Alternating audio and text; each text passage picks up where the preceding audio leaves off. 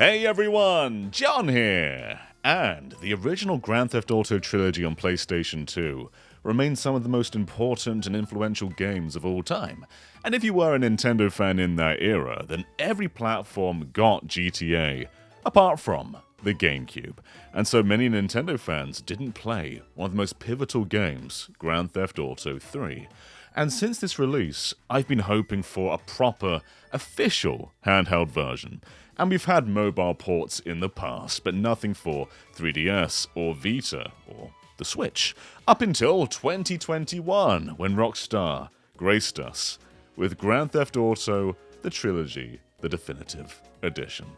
And, as a lot of you know, it didn't turn out great. However, 3 years on, Grand Theft Auto, the Trilogy, the Definitive Edition has received a game-changing patch on all platforms, and the Switch version specifically is actually worth your time now. But before we jump in, special thanks to HelloFresh for sponsoring this video. This video is sponsored by HelloFresh. With the holidays rapidly approaching, we're all busier than ever. And I don't know about you, but this is the time of year I try my hardest to eat well and save money. Thankfully, HelloFresh, America's #1 meal kit, fits my needs. Each box is fully customizable to fit your preferences and includes pre-portioned ingredients, meaning you only pay for what you need. And because I can customize my HelloFresh boxes, that means I never get bored of the same recipes, and I can work toward my health and fitness goals at the same time. With over 50 dinner options and over 30 calorie-smart and protein-smart recipes each week, I've never eaten better, and that includes the most important meal of the day. That's right, HelloFresh is giving all subscribers free breakfast for life. You'll get a completely free breakfast item with every HelloFresh delivery, and they're delicious. What an awesome deal. Support GVG by clicking the link in the description or use my code GVGNOV10 and receive 10 free meals plus free breakfast for life. One breakfast item per box while subscription is active if you're in the US. The link and code are valid in all countries, and the respective local discount will apply. Each HelloFresh subscriber in the GVG audience helps us keep the channel going so we can make videos you love. Thanks again to HelloFresh for sponsoring this video, and let's get back to it. Because I picked up the physical game on Switch, I could try out version 1.04, the previous patch, before downloading the latest patch 1.08. So keep into account, what you're seeing here with 1.04 is improved from how the game was at launch, and yet it is still riddled with issues. On Switch specifically, the resolution is so low. Everything is incredibly blurry, but there's also performance issues. Cars just appear out of nowhere while you're driving along, and so it's very hard to respond to traffic when just trying to play the game in a normal way. But there's also a bunch of frame drops, and the game even stuttered here for a moment. GTA the Trilogy was in a very bad technical spot on Switch, and that's not even accounting for all the other problems the game has. Just look at San Andreas. Is this how you remember the game? Like, where's that warm feeling? Where's that orange glow to everything? Instead, it's looking more like GTA 4, just a big, grey city. I also ran into a problem right away in the opening, where the dialogue was outpacing what was going on screen, so we missed dialogue. In the intro. Y'all can't leave me here. This baller's country. I thought you said you was innocent, Carl. But you don't bang. This is car 58. See you around like a donut, Carl. Oh, shit. Here we go again. There were so many problems with the trilogy, especially on Switch, but now we have patch 1.08, and this is like a remaster for the remaster. When you boot up the game, the developer behind these remasters, Grove Street Games, is no longer on the title screen. Obviously, they gave this game a very bad reputation. I'm not entirely sure they deserve not be credited on the title screen anymore. They are still in the game credits for what it's worth. But yeah, they're gone. They're scrapped from front-facing acknowledgement. I'm not entirely sure how much of this patch was them and how much of this was Rockstar, but now by default, something called classic lighting is enabled. And let's just start with GTA 3 for a second. This is right from the opening, so the exact same time of day, the exact same weather, and yet they look completely different. What I found is that the old patch's lighting is very rigid, like just standing still and watching a time of day loop. It barely changes up until you get to nighttime, and even then it's still very bright.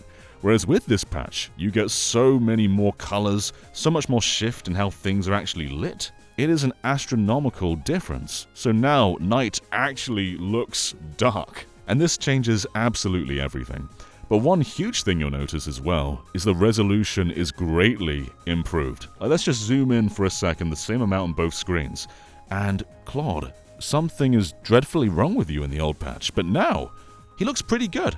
Maybe still not flawless, but absolutely on the higher end of Unreal Engine 4 Switch games. It's wild how much of a difference this is. It looks better artistically, it looks better in clarity, it runs better. And while I did notice that some things have been scaled back, like some foliage these trees are missing in San Andreas, and also some shadows aren't as impressive, I will still absolutely take all of this for a smoother playing and more attractive looking game. GTA 3 does still have a problem with cars fading in as you drive, but that's also a problem inherent to GTA 3 in general. This is across all versions of the game, on PS2 and PS5 even. But it was worst on Switch, and with this patch, even though cars still pop in, I didn't crash into them from them popping in like I did pre-patch. Let's just do a few more comparisons a second, because it really is such a drastic difference. Interestingly, in the settings, you can still toggle on the old lighting if you want to, so if you prefer that more realistic look, you can still have that, but I really would recommend using the classic lighting. This is what these games were designed around, and it just looks so much nicer, especially on the Switch. I don't think the Switch handles the older lighting quite as well as the other big consoles, but the classic ones, it honestly looks brilliant. The Switch physical cartridge doesn't include Vice City in the data, so you've got to download that, which is very odd, so I couldn't compare that to the older patch, but I could at least compare the lighting differences in the menu toggle. And this is the definition of soul versus soulless, right? I can't imagine Vice City without its colorful purple tints. I mean, I don't have to imagine it, there it is. And it's an act against humanity. I also played these games a bunch in handheld mode, and while the image quality is definitely lesser than docked, it's still perfectly playable. These were around 480p prior to this patch, and while I don't know the exact pixel count, I can tell you that it looks good. You're not going to worry about the game being blurry all the time. GTA 3, Vice City, and San Andreas now have fully accessible handheld versions with proper controllers attached all the time, and they look and run great. I did occasionally find some textures loading in late in San Andreas when speeding around, but it's really not that much of a big deal. One of the biggest visual shortcomings of the prior patches is just the lack of fog, and that's something you'll notice still when using the old lighting. It's very bizarre, especially when flying around in a plane or a helicopter, because you take off and everything just looks flat. You can see way off into the distance, far further than you're meant to see, and it doesn't look very good at all. But let's just transition to the new patch, and there is actually an atmosphere now. Flying around no longer looks like you're playing an unfinished copy of the game. This feels good now. It is such a crazy difference, and while I could perhaps understand that some may prefer the modern lighting for some other reasons, this is just an area where it's universally worse. Weather in general just doesn't look very good in the older lighting. The rain was one huge thing in patch 1.0 that was just horrible. It had no transparencies at all, it was just this barrage of white. And that was made better with other patches, like this is patch 1.04, the rain does look a bit better. Still doesn't look great, but it does look a bit better. But now, it looks like rain. You can see where you're going when you're driving. So these are all great changes. The Switch version runs at a higher resolution with a more stable frame rate. Dialogue is delivered at the right moment. Everything seems far better. Artistically, it looks better. But there's also changes to the gameplay itself. For instance, when using assault weapons such as a shotgun, you can now move and shoot at the exact same time. And specifically in the Switch version, there's gyro controls, so you can use motion controls with the accuracy and speed of a mouse to pull off really impressive things in very tight situations that you may not be able to on PS5 or Series X. I have heard in the past that the gyro controls weren't great on Switch, but at least in this patch, they feel really, really good. I also noticed that you can pause cutscenes now, and that's a very appreciated addition. Look, you're going to find hundreds of big and small improvements compared to the prior patch. This is one of the most impressive patches ever given to a game. It's taken what is probably one of the worst remasters of all time and has made it into something that's genuinely good, something I can recommend now. I do still have problems with the base remastering. I don't think the models look particularly good.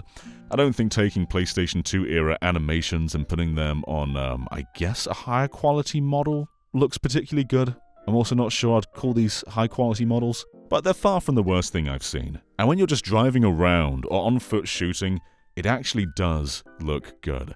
And going by the file sizes, they've basically given you a brand new game here. San Andreas in particular has a 6 GB patch. Keep in mind, the game's actually on the cartridge. Let's just see how much San Andreas is on the eShop. How big is it? It's 14.8 GB, so a 6 GB patch is massive for a game of that scale. In the past, I think we could have said that the PlayStation 2 originals were better than the Switch version. They looked better, they ran better, it was just a better experience. But now, not only is the Switch version improved in pretty much every way, but there's also gameplay improvements that put it above the original game. I have my quarrels still. The game doesn't always look magnificent, like this scene here is very flat, but I finally have what I wanted all along. Portable versions of Vice City, San Andreas, and GTA 3 that look and play fantastically. I am over the moon that GTA 3, Vice City, and San Andreas now have pretty great portable versions. Far from flawless, there's still problems with them. I still don't love the redone models and everything, but they play brilliantly. And these are absolutely games that I'm just going to bust out if I'm waiting for a train or something.